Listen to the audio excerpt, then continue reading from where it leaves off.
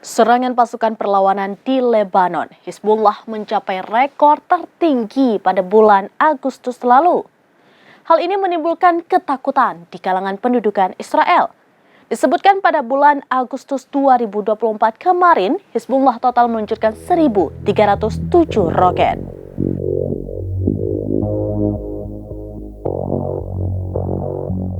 Serangan pasukan perlawanan di Lebanon Hizbullah mencapai rekor tertinggi pada bulan Agustus lalu. Hal ini menimbulkan ketakutan di kalangan pendudukan Israel. Disebutkan pada Agustus 2024 kemarin, Hizbullah total meluncurkan 1.307 roket. Dikutip dari Pars Today, roket-roket tersebut diluncurkan dari Lebanon ke arah Israel Utara. Dengan jumlah itu, rata-rata Hizbullah menembakkan 40 roket setiap harinya.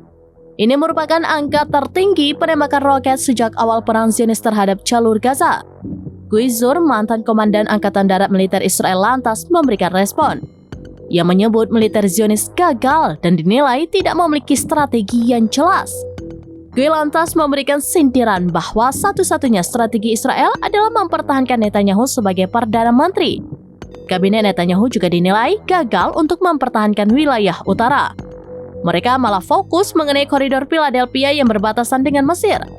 Melalui kebijakan itu, Israel telah membiarkan Hizbullah melakukan apa saja di wilayah utara.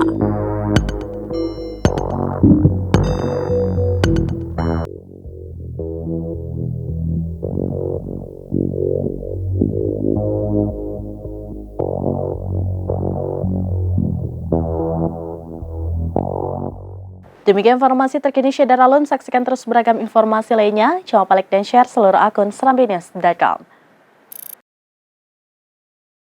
Download Tribun X sekarang. Menghadirkan lokal menjadi Indonesia.